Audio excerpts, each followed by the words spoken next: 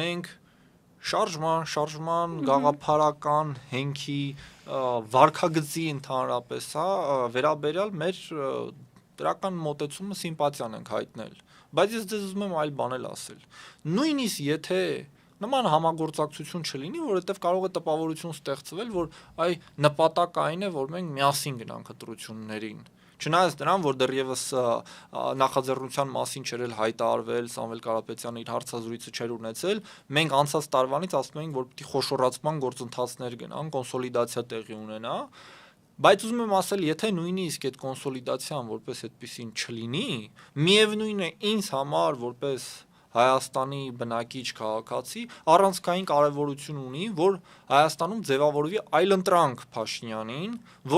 որը մեր ժողովրդի համար չի լինի մերժելի, ոչ մերժելի այլընտրանք, որը կլինի հիմնական առանցքը նոր իշխանությունների։ Բնականաբար դրանից հետո արդեն որպես քաղաքական ուժ մենք ունենք մեծ հավակնություններ շարունակելու զբաղվել քաղաքականությամբ մեր երկրին օգուտ տալու։ Բայց նույնիսկ եթե պետքա մենք հաջորդ ընտրություններին մենակ մասնակցենք, ինչ որ մեկի հետ մասնակցենք, առանցքային խնդիրը մեզ համար նա է, որ 26 թվականին այլևս չունենանք վարչապետ, որի անունը կլինի Նիկոլ, ազգանունը Փաշինյան։